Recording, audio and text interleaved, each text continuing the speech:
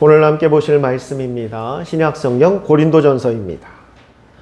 고린도전서 9장 19절부터 23절까지입니다.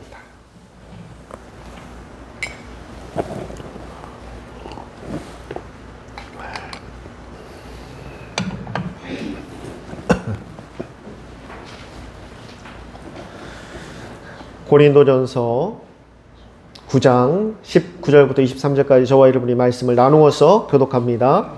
제가 19절 말씀부터 먼저 읽겠습니다. 내가 모든 사람에게서 자유로우나 스스로 모든 사람에게 종이 된 것은 더 많은 사람을 얻고자 함이라. 유대인들에게 내가 유대인과 같이 된 것은 유대인들을 얻고자 하며 율법 아래에 있는 자들에게는 내가 율법 아래에 있지 아니하냐. 율법 아래에 있는 자같이 된 것은 율법 아래에 있는 자들을 얻고자 하며 율법 없는 자에게는 내가 하나님께는 율법 없는 자가 아니요 도리어 그리스도의 율법 아래에 있는 자이나 율법 없는 자와 같이 된 것은 율법 없는 자들을 얻고자 함이라. 약한 자들에게 내가 약한 자와 같이 된 것은 약한 자들을 얻고자 하며 내가 여러 사람에게 여러 모습이 된 것은 아무쪼록 몇 사람으로 구원하고자 하니 내가 복음을 위하여 모든 것을 행함은 복음에 참여하고자 함이라. 아멘. 오늘 말씀이 읽으면서 계속 경찰, 청찰, 상살은 막 같은 분위기죠? 이게 도대체 무슨 말이 똑같은 말이 계속 반복되고 그래서 경찰, 청찰, 창살이 쇠창살이냐 그런 느낌인 것 같은데 오늘 말씀이 무슨 의미인지를 설교를 잘 들으면 아주 쉽게 이해할 수 있습니다. 자, 문제를 내겠습니다. 성경은 모두 몇 권으로 되어 있을까요? 네, 손을 들고 말해야지 상품을 드렸을 텐데 그냥 말해서 무효하겠습니다. 성경은 66권입니다. 구약이 39권, 신약이 27권입니다. 이것을 쉽게 외우는 방법이 있죠. 저는 주일학교 때 배워가지고 아직도 잊어버리지 않아요. 39, 27 39, 27 그럼 절대 안 잊어버립니다. 구약이 몇 권이라고요? 39권, 신약이 27권, 합쳐서 66권. 그래서 구구단으로 하면 39, 27. 자, 다음 성경 퀴즈 대회 때 나옵니다. 매주마다 하나씩 문제를 미리 알려드릴 거예요. 그때 신약과 구약이 몇 권입니까? 했더니 느닷없이 손 들고 39, 27요! 그러면 틀립니다. 정확하게 얘기를 해야 돼요. 몇 권이라고. 39, 27은 외우는 방법을 알려드린 거지. 왜 이 말씀을 드렸느냐? 우리가 보는 성경은 총 66권으로 되어 있습니다. 그런데 이 66권 말고도 더 많은 성경과 비슷한 책들이 많습니다. 여러분들이 잘 아는 사도들이 기록한 편지나 글, 또한 묵시록, 이런 많은 것들이 세상에 많이 있습니다. 그런데 그 모든 것을 우리가 다 성경이라고 말하지는 않습니다.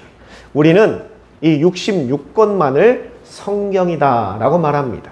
그러나 그 밖에, 그 외에 사도들이 기록했던 편지나 썼던 글들, 또 그들이 남겼던 것들을 우리는 위경이다라고 부릅니다.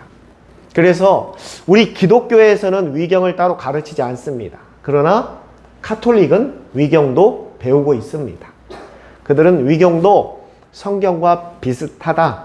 그래서 같은 권위를 주어서 카톨릭은 위경도 받아들이고 성도들이 또 그거를 읽기도 합니다. 그럼 우리 성도 여러분들 66권 읽기도 바빠 죽겠는데 언제 위경까지 또 찾아서 읽겠습니까? 위경만 해도 지금 나온 것만 해도 30권이라고 합니다.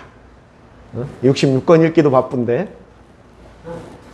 그러나 물론 성경에 포함되어 있지는 않지만 사도들이 기록한 것은 맞습니다. 그러나 여러 가지 상황 또 내용상 우리가 성경으로 포함시키지 않을 뿐입니다.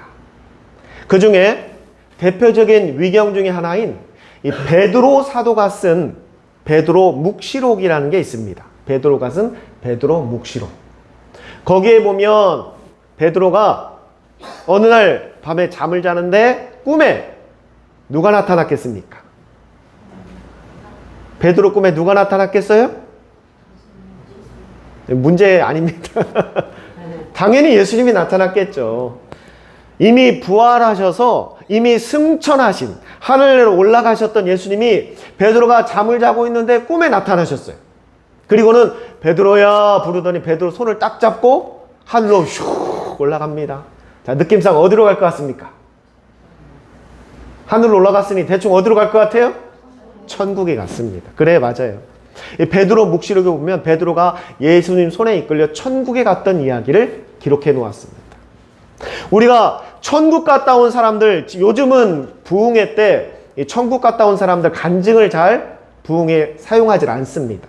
그런데 제 어릴 때만 하더라도 모든 부흥 강사님들이 꼭 레파토리가 한참 부흥회가 막 뜨거워졌을 때 전혀 우리 교회 성도가 아닌 어떤 성도를 데리고 와서 간증을 세워요.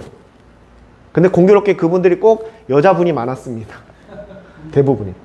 뭐냐면 레파토리 이거예요. 내가 정말 죽을 병에 걸렸는데 어느 날 갑자기 예수님이 나에게 나타나서 내 손을 잡고 천국에 올라갔다. 그래서 천국을 한번 다 구경시켜주고 왔더니 내 병이 다 나아버렸습니다. 할렐루야. 레파토리가 항상 똑같아요. 그리고 그분들이 와서 전하는 천국의 모습은 정말로 천국에 가니까 문이 전부 다 진주고 길은 전부 다 황금길로 되어 있고 거기에 예수님이 나를 위한 집을 지어주셨는데 자재가 다 황금으로 지어진 집이 있더라고. 너무나 좋았다고. 여러분들에게도 다 그런 집들이 지금 지어져 있습니다라고 그렇게 이야기를 합니다. 근데 정말 그분이 천국에 갔다 왔는지 안 갔다 왔는지는 우리가 이제 천국 가서 확인해 보면 압니다. 예수님한테 물어보면 알아요. 그런데 요즘은 그런 간증들을 부흥에 대해서 잘 하지 않습니다. 그런데 베드로는 누굽니까? 예수님의 사도 중에서도 우리가 수제자라고 말하는 으뜸이라고 말하는 베드로가 천국에 갔다 온 것을 그의 묵시록에 기록했어요.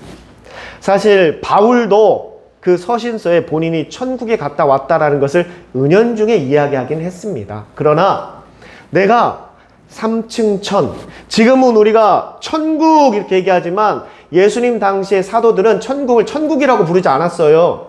뭐라고 불렀냐면 3층 천. 우리가 바라보는 하늘 위에 또 하늘이 있고 그 하늘 위에 세 번째 하늘이 바로 천국이다. 그래서 3층 천이라고 불렀습니다. 내가 그 3층 천에 올라갔다 왔다. 어디 갔다 왔다는 얘기예요? 천국. 그러나 내가 천국에서 본 것, 내가 들은 것을 인간의 말과 언어로 설명할 수가 없다라는 거예요. 설명할 단어가 없고 설명할 방법이 없다라는 거예요. 왜? 전혀 우리가 사는 삶과 다르기 때문에. 우리의 언어로 표현할 수 없기 때문에. 그래서 내가 말할 수 없다라고 성경에 기록했어요. 그걸 표현할 수가 없대요. 표현할 수가. 그걸 천국에 가야만 느낄 수 있대요. 너무너무나 좋은 곳이라.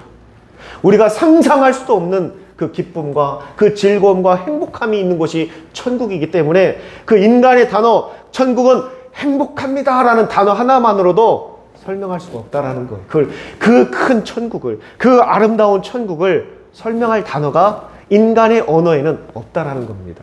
그래서 바울은 표현하지 않았어요. 그런데 베드로는 그 천국에 갔다 온 이야기를 이야기합니다. 그의 묵시록에서. 근데 거기에 참 특이한 이야기가 기록되어서 여러분들에게 전하고자 합니다. 베드로가 잠을 자다가 꿈에 예수님이 찾아왔어요. 그리고 손을 잡고 이제 천국에 갑니다. 근데 여러분 참 그 묵시록 보면 놀라운 게 뭐냐면요. 여러분 천국문은 자동문이랍니다. 자동문.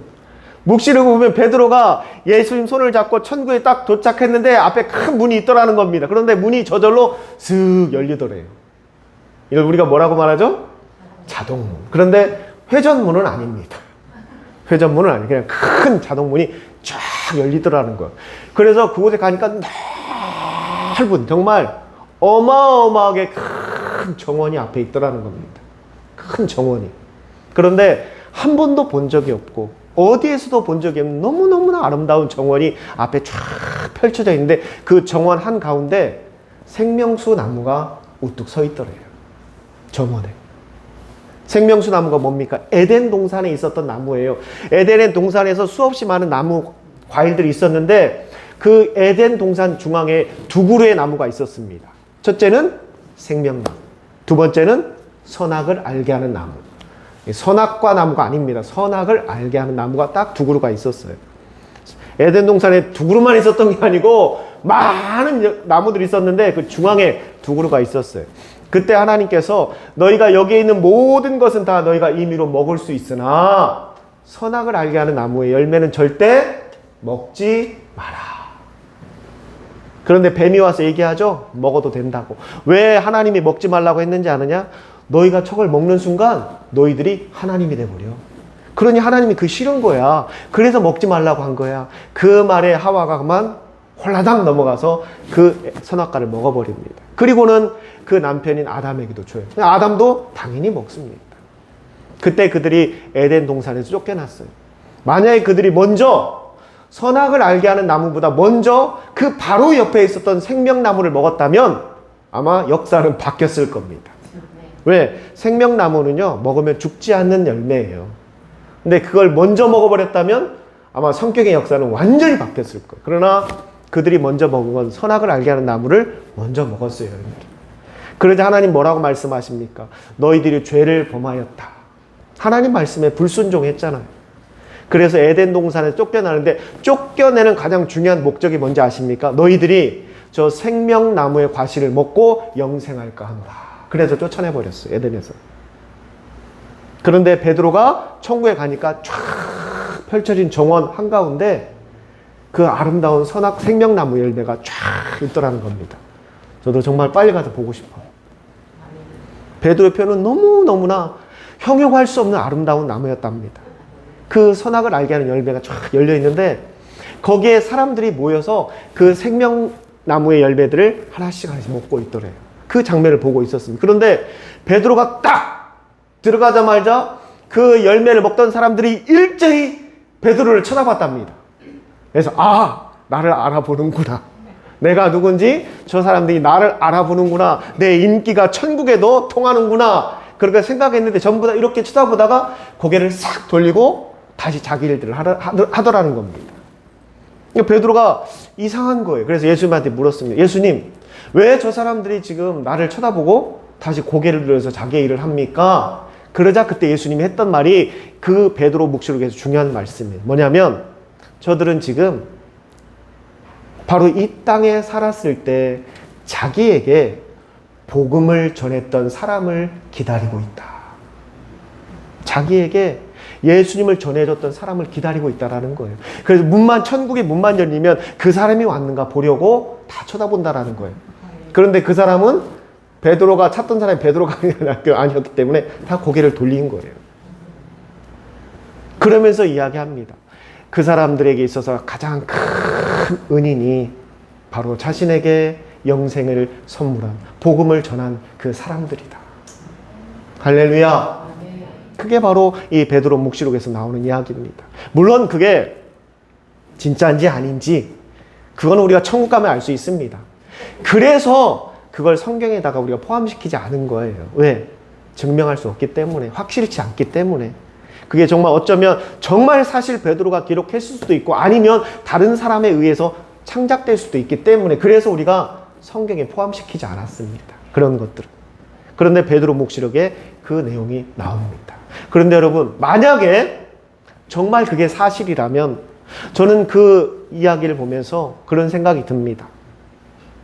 우리가 이 땅에서 많은 업적을 나타내고 많은 위대한 일들을 하고 뭐 정치적으로, 경제적으로, 사회적으로, 문화적으로, 예술적으로 뭐 스포츠계에서 큰 업적을 남기고 많은 사람들에게 존경을 받는다 한들 주님이 재림하시면 다 물거품처럼 사라져 버립니다. 여러분, 천국에는 그 어떠한 명함도 들고 갈 수가 없어요. 내가 이 땅에서 지금 막 요즘 세상 사람들 국회의원 되려고 막 난리잖아요, 난리. 막 서로 못 잡아먹어서 안달이잖아요. 이 땅에서 국회의원을 5번을 했던 6번을 했던 여러분 천국 가잖아요. 그거 통하지 않습니다. 그 명함 내밀지도 못해요. 내가 이 땅에서 수조 원의 재산을 갖고 있었어도요, 천국에 갈 때 단돈 10원 하나 가지고 들어갈 수가 없습니다. 내가 이 땅에서 사람들에게 엄청난 인기를 얻었다 하더라도 천국 가면 아무도 알아주질 않아요. 천국은 그게 통하지가 않습니다. 절대 통하지 않아요. 그냥 이 땅에서 이 땅이 사라지는 순간 다 묻혀버립니다. 없어져 버리는 거예요. 그런데 우리가 전도한 영혼은 남습니다. 그 베드로 묵시록이 맞다면 천국에서 우리를 기다리고 있다라는 거예요. 내가 오기만을. 그리고 그 사람에게 있어서 나는 가장 소중한 은인이 되는 겁니다. 은인, 나에게 은혜를 준 사람을 우리가 은인이라고 말합니다.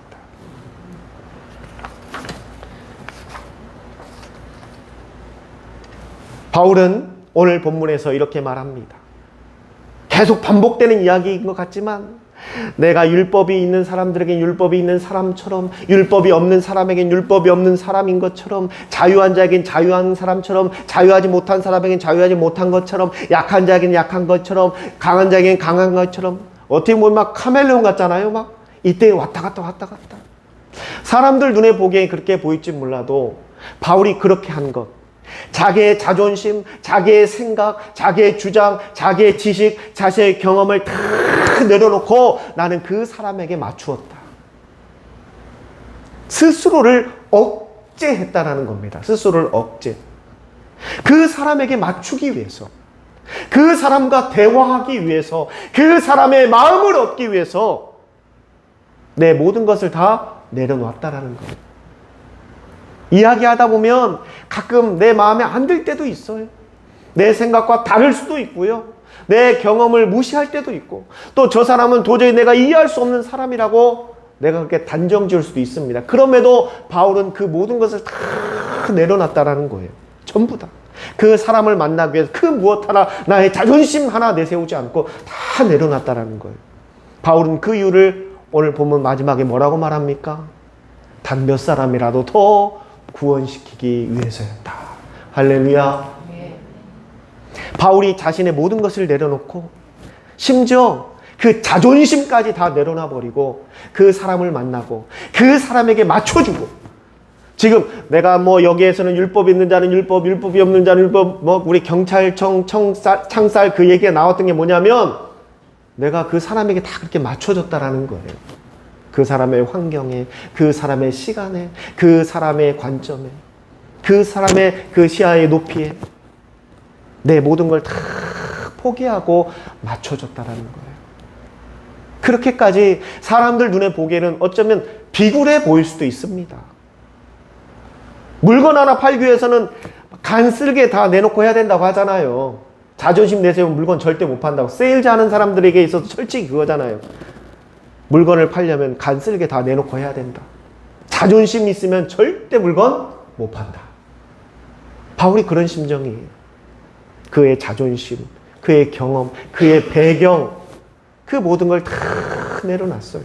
그 사람 한 사람을 위해서. 그래서 그 사람에게 맞춰줍니다. 그 사람의 마음을 얻기 위해서. 바울이 그렇게까지 한 이유가 무엇인가? 단 한 사람이라도 더 구원받게 하기 위함이다. 할렐루야. 사랑하는 성도 여러분, 만약에 베드로 묵시록에 나와 있는 그 이야기가 사실이라면 우리가 천국에 들어갔을 때 과연 우리를 기다리고 있을 사람은 누구일까? 한 번쯤 생각해 봐야 한다는 겁니다. 나를 반갑게 맞이해 줄 사람이 과연 누가 있을까? 정말 베드로의 묵시록이 정말 사실이라면 나를 은인으로 여길 수 있는 사람이 과연 천국에 몇 명이나 있을까? 내가 오기만을 손꼽아 기다리고 있는 사람이 과연 있기는 할까? 우리가 아무리 이 땅에서 많은 업적을 이뤘다 하더라도 그것은 우리에게 아무런 도움이 되지 않습니다. 그러나 우리가 전한 복음으로 구원받은 사람들, 그 사람들은 평생 영원히 남습니다. 그 사람이 나를 은인으로 기억합니다. 나의 생명을 살린 은인으로 기억하고, 또한 주님께서 칭찬하시고 하나님께서 가장 기뻐하시며 그 상급을 우리에게 주시는 것이 바로 우리가 복음을 전하는 것입니다. 전도하는 것을 방해하는 세력이 있습니다. 그게 누구일까요? 전도하는 걸 방해하는 세력이 누구일까요? 마귀 사탄입니다. 이 땅에서요, 전도를 싫어하는 세력은 딱 하나밖에 없어요. 마귀 사탄밖에 없습니다. 전도하는 것을 거부하는 대상들도 있습니다. 누구일까요? 마귀 사탄입니다. 전도하는 것을 멈추고자 하는 사람들이 있습니다. 다 이 사탄의 조정을 받는 사람들이. 전도하려는 마음과 생각을 빼앗는 것도 이 마귀들이 하는 일입니다. 오직 우리 주님께서 하시는 일은 지금도 복음을 전하는 겁니다. 여러분, 우리가 신앙생활을 한다라고 이야기합니다. 그렇죠? 여러분 다 신앙생활 하시잖아요. 그 신앙생활을 하는 가장 궁극적인 목적, 그게 무엇일까? 그건 하나입니다. 우리가 예배를 드리든 기도를 하든 하나님의 말씀을 듣든 성도가 함께 사랑으로 교제를 나누든 그 안에서 복음의 확신을 갖고 그 복음을 전하라고 신앙생활하는 겁니다. 다른 거 없어요. 우리가 예배 드리는 것도요, 복음을 잘 전하기 위해서 예배를 드리는 겁니다. 우리의 신앙생활의 모든 종착역은 바로 복음을 증거하는 것에 있습니다. 다시 말해 이걸 거꾸로 이야기한다면요, 우리가 복음을 전하지 않는다면 우리가 아무리 예배를 열심히 드리고 기도를 많이 하고 성경 달달 외워도 그건 다 어떤 거라고요? 헛수고에 불과하다는 겁니다. 우리가 정말 명심해야 돼요. 내 삶에, 내 신앙에 복음이 없다? 복음을 전하지 않는다? 그건 우리가 그냥 껍데기만 갖고 있는 거예요. 알맹이가 없는. 그만큼 신앙생활에서 복음을 전하는 건 가장 중요한 겁니다. 제가 누차 여러분들에게 말씀드리잖아요. 다른 것은 우리가 다 뒤로 미뤄도 돼요. 힘들고 어려우면 다음에 해도 됩니다. 괜찮아요. 그것 때문에 교회가 뭐 문제가 생기지 않아요, 여러분. 교회가 그것 때문에 파탄나지 않습니다.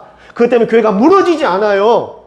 지금 못하면 다음에 하면 돼요. 그러나 한 가지는 절대 뒤로 미뤄서는 안 됩니다. 그게 무엇이냐? 바로 전도하는 것이고 복음을 전하는 겁니다. 그건 뒤로 미루면 안 돼요. 그러면 교회는 무너집니다.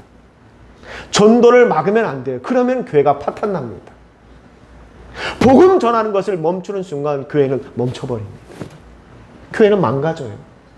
왜 이 땅의 교회들이 힘들어지는지 아십니까? 왜 이 땅의 교회들이 점점 어려워지는지 아세요? 강단에서 복음 선포가 이루어지지 않기 때문에. 더 이상 강단에서 여러분들에게 전도하라고, 나가 복음을 전하라고 이야기하지 않기 때문에. 왜 강단에서 목사님들이 이야기하지 않는지 아세요? 목사님들이 잊어버려서 천만의 말씀입니다. 하고 싶어도 하지 못하는 거예요. 하고 싶어도 하지 못하는 거예요. 여러분, 목사가 설교할 때는요, 정말 하고 싶은 설교들이 가슴에 너무나 많습니다. 그러나 그 설교를 채 10%도 하지 못해요. 왜 그럴까요? 성도들이 부담스러워하니까. 성도들이 듣기 불편해하니까. 왜 강대상에서 11조 하라는 말을 잘 못하는지 아십니까? 안 해도 되기 때문에? 형편되면 하면 되니까? 아니에요. 11조는요, 당연히 해야 돼요. 성경에서 오죽했으면 11조를 하지 않는 걸 도둑질에 표현했겠습니까? 그러나 목사님들이 잘 말하지 않아요. 왜? 성도들이 들으면 불편해하니까. 그것 때문에 혹시라도 교회 안 나오면 어떡해? 이런 것들이 자꾸 설교의 발목을 잡아요. 그러니 목사님들이 그런 말을 이제는 잘 하지 않습니다. 그냥 맡기는 거예요. 11조는 그렇다 쳐요. 그러나 여러분, 전도는 다릅니다. 복음을 전하는 것은 다른 일이에요. 그건 당연히 해야 돼요. 우리의 생명과 관계된 일이기 때문에. 교회의 존재, 목적과 관계되는 거기 때문에. 우리가 신앙생활하는 이유와 관계되는 일이기 때문에. 그래서 우리가 끊임없이 전도하라는 말과 복음에 대해서 이야기해야 되고 선포되어야 되는데, 강대상에서 그 말 하기가 너무나 힘들어져요. 왜? 이젠 대놓고 목사님들에게 이야기합니다. 그만 좀 하시라고. 목사님, 시간이 없어요. 얼마나 바쁜지 아십니까? 한 번 얘기하면 우리 다 알아듣습니다. 그만하세요. 지겹습니다. 목사님들이 이제 더 이상 하지 않습니다. 강단에서 복음 선포에 대해서, 전도의 명령과 하나님의 그 사명에 대해서 전해지지 않기 때문에 교회가 점점 어려워지는 겁니다. 우리가 꼭 명심해야 됩니다. 성도 여러분, 그만큼 전도하는 것과 복음을 전하는 것은 중요한 일이에요. 우리가 신앙생활하는 목적입니다. 목적. 그것 때문에 신앙생활 하는 거예요. 내가 이 땅에서 잘 먹고 잘 살기 위해서 신앙생활 하는 게 아니에요. 나에게 물질을 주는 것, 나에게 건강을 주는 것, 나에게 좋은 가족을 주는 것, 배우자를 주는 것, 직장을 주는 것이 그냥 이 땅에서 잘 먹고 잘 살기 위함이 아니라 그것을 힘입어서 그 능력으로 그 은혜로 복음을 더 열심히 전하라고 주시는 축복임을 우리가 깨달아야 합니다. 제가 요즘 고민이 듭니다. 양 목사가 고민이 들어요. 무슨 고민이 드는가? 이상하게 여러분, 제가 매주마다 우리 성도들 누구누구 왔는지 제 나름대로 출석부를 정리합니다. 다 정리해요. 어느 분이 언제 안 나왔는지, 또 몇 주째 지금 안 나오는지 다 체크를 합니다. 그래서 그런 분들 다 제가 따로 연락을 하고 문자도 하고 전화도 하고 또 급하면 만나도 보고 합니다. 그런데 제가 계속 통계를 냈는데 희한하게 매 달마다 저는 이유를 잘 모르겠어요. 한번 여러분들이 그 이유를 알려주시기 바랍니다. 제 고민. 항상 출석률이요, 셋째 주가 가장 안 좋습니다. 제가 이유를 정확히 모르겠어요, 저는. 그래서 고민입니다. 매달 출석률이 좋다가도 갑자기 셋째 주만 되면 출석률이 확 떨어져 버려요. 오늘도 보십시오. 셋째 주에 출석률이 가장 안 좋아요. 그리고 왜 이렇게 셋째 주가 되면 오후에 그렇게 약속들이 많은지 모르겠어요. 갑자기 막 약속들이 막 생겨가지고요. 우리 부서별 모임 때만 하더라도 얼마나 많이 모여서 막 모임 갔습니까? 막 여기저기 모여서 막. 그런데 셋째 주 오후만 되면 다들 약속들이 다 잡혀버려요. 엄청나게 많은 약속들이 셋째 주에 막 몰려오나 봐요. 저는 이유를 잘 모르겠습니다. 왜 그런지. 여러분들이 저에게 그 답을 좀 주세요. 뭐가 문제일까 봐요. 여러분, 뭐가 문제일까요? 셋째 주가 왜 그런 것 같습니까? 우리 전도부장님 왜 그런 것 같아요? 셋째 주 도대체 출석률이 낮은 이유가 전도부장님 왜 그런 것 같습니까? 아, 그랬습니까? 셋째 주에 노방전도가 있는 날이라 그런 거예요? 제가 몰랐네요. 설마 아니겠죠? 맞아요? 우연의 일치 아닙니까 혹시? 정말 고민이 돼요. 그래서 한때는 그런 생각도 했습니다. 이 노방전도하는 주일을 매달 제가 그냥 제비를 뽑아서 랜덤으로 할까? 고정으로 하지 말고 매달 첫째 주 되기 전에 제가 다 기도하고 헌금함에다가 1, 2, 3, 4 숫자를 써놓고, 여러분 제비 뽑기는 성경적인 겁니다. 딱 뽑아서 옳거니 오늘은 둘째 주구나. 말 안 해. 광고도 안 해. 그리고 다 왔을 때 오늘이 노방전도하는 날입니다. 이렇게 선언을 할까? 전도부장 이 방법 어떻습니까? 좋습니까? 우리 조승희 집사님 크게 아멘 하셨어요. 진짜 고민이 돼요. 그렇게라도 할까? 확연하게 출석률이 차이가 너무 심해요, 진짜. 너무 심해. 이게 우연의 일치겠지, 아니겠지 싶은데도 여러분, 숫자와 데이터는 정확합니다. 그리고 왜 이렇게 오후에 셋째 주는 약속들이 많은지 다들 바빠요. 부서별 모임 때는 빠지지도 않고 그렇게 열심히 모여서 막 커피숍 다니고 어디 다니고 막 이렇게 하는데, 셋째 주만 되면 다들 목사님 오늘 오후에 약속 있어요, 뭐 일 있어요. 왜 이렇게 셋째 주 약속들을 많이 잡으시죠? 그렇다고 지금 당장 뭐 랜덤으로 한다는 건 아닙니다. 제가 심각하게 고민하고 있습니다. 여러분, 전도가 불편하십니까? 많이 불편하세요? 제가 거의 매일 여러분들에게 큐티 말씀을 올리고 있죠? 며칠 전에 올린 그런 제 마음을 담아서 쓴 글이 또 있습니다. 저희 여러분 지금 올리는 글들 뭐 예화 몇 개 빼고는 다 제가 쓰는 거예요, 전부. 뭐 어디 자료나 찾아서 넣는 부분들, 뭐 역사적인 이야기 이런 것들은 제가 자료 찾아서 좀 첨부하지만 나머지는 다 그날 제가 기도하면서 제가 쓰는 겁니다. 한편으로는 또 그런 생각이 들어요. 계속 써서 지금 제가 모으고 있는데 책을 하나 낼까? 큐티 책을 하나 낼까? 생각도 합니다. 거기에 보면 이런 글을 제가 썼습니다. 내가 수고하지 않고 노력하지 않고 불편하지 않고 변화는 일어나지 않는다. 정말 제가 늘 드리고 싶은 이야기예요, 우리 여러분들에게. 목사님, 우리 교회가 이렇게 변했으면 좋겠어요. 목사님, 우리 교회가 이렇게 됐으면 좋겠어요. 많은 건의들이 쏟아져요. 그런데 거기에 대해서 제가 꼭 여러분들에게 던지고 싶은 얘기가 있어요. 그래서 당신은 이 말을 꼭 하고 싶었어요. 거기가 없어요. 목사님 이렇게 했으면 좋겠어요. 목사님 저렇게 했으면 좋겠어요. 우리 교회가 이렇게 됐으면 좋겠어요. 건의는 많이 들어오는데 그래서 당신은 거기에 대한 해답은 없어요. 답은 없어요. 여러분 변화하려면요 불편을 감수해야 합니다. 내가 좀 불편하지 않는 그 변화는 일어나지 않아요. 그건 제가 굳이 여러분들에게 설명하지 않아도 여러분들이 인생을 살면서 다 체험하셨잖아요. 내가 좀 고달프고 고생해야 변화가 일어나는 거예요. 우리 자녀들 공부 하나도 안 하고 매일 뛰어놀고 장난치고 하는데 성적 1등 했으면 좋겠다. 완전히 놀부심보죠. 그거는. 가능합니까? 불가능해요. 내가 정말 성적이 좋아지려면요 시간을 억제하고 노는 마음을 억제하고 공부해야 돼요. 그래야 성적은 오릅니다.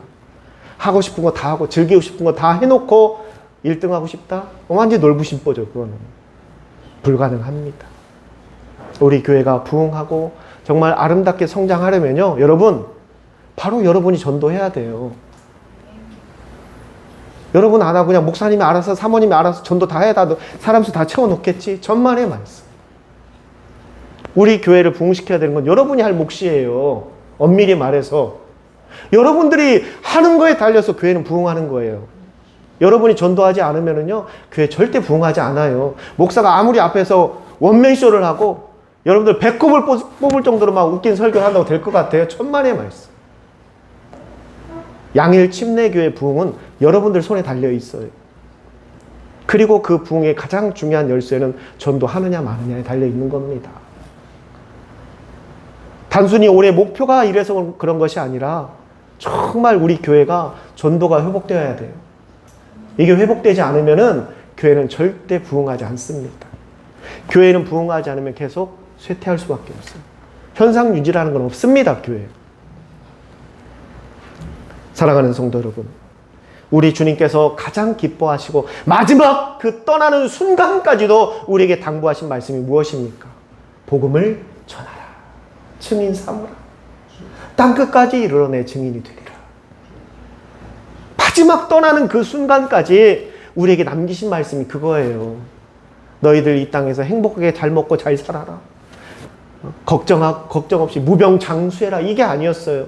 주님이 떠나시는 마지막 순간까지 우리에게 당부하신 것은 복음을 증거하라는 겁니다. 사랑하는 성도 여러분, 오늘이 공교롭게도 셋째 주네요. 오늘도 노방전도가 있습니다. 많이 참석하시길 바랍니다. 그리고 여러분, 정말 때를 얻든지 못 얻든지 내 주변에 예수 믿지 않는 사람이 여러분들 레이더에 잡히면 그냥 전하세요. 그 영혼이 예수를 영접하는 것까지는 우리가 할 수 있는 영역이 아닙니다. 그건 누가 하시는 거예요? 하나님께 몫이에요. 하나님 몫. 우리는 단지 그분들에게 예수님을 전하기만 하면 돼요. 그러나 여러분들 예수 전할 때 꼭 명심하십시오. 협박하지 마십시오. 당장 안 받는다고 해서 그 앞에서 막 저주 퍼붓지 마시고. 그래 한번 너 지옥 가서 한번 펄펄 끓는 그냥 불구덩이에서 한번 고생을 해봐야지 내가 오늘 전한 것이 얼마나 기쁜 소식인지 알 것이다. 어디 한번 두고 보자. 이런 식으로 저주 퍼붓지 마세요. 다 때가 있는 거예요. 지금 당장 안 받아들인다고 해서 상처받지 마시고 오늘 바울이 얘기하잖아요. 나는 내려놓고 그 사람에게 맞춰줘. 우리에게 그런 심정, 그런 마음 상태가 필요합니다. 그래서 여러분들 주변에 분명히 많이 있을 거예요. 예수 안 믿는 사람들이. 그 사람들에게 꼭 복음을 전할 여러분들 되시길 바랍니다. 기도하겠습니다. 귀하신 아버지 하나님, 우리가 신앙생활하는 목적, 예수님께서 우리를 그 핏값으로 구원해 주신 목적이 무엇인지를 잊고 살 때가 너무나 많습니다. 그저 이 땅에서 잘 먹고 잘 살고 행복하고 기쁘고 그저 내 가족, 내 식구들이 아무런 문제 없이 살아가는 것이 과연 우리를 구원해 주신 목적인지를 돌아보게 하여 주시옵소서. 이 땅에는 여전히 예수님을 알지 못하고 영원한 지옥으로 가고 있는 그러한 사람들이 많이 있습니다. 단 한 사람이라도 그들의 마음을 돌이켜 주님께로 나올 수 있게 하는 것, 그것이 바로 먼저 우리를 구원해 주신 주님의 뜻임을 우리가 꼭 기억하고 우리 양일 침례교회 성도들은 늘 삶 속에서 복음을 전하는 우리 성도들이 되게 하여 주시고 예수 그리스도를 증거하는 삶이 되게 하여 주시옵소서. 예수님의 이름으로 감사하며 기도드리옵니다. 아멘.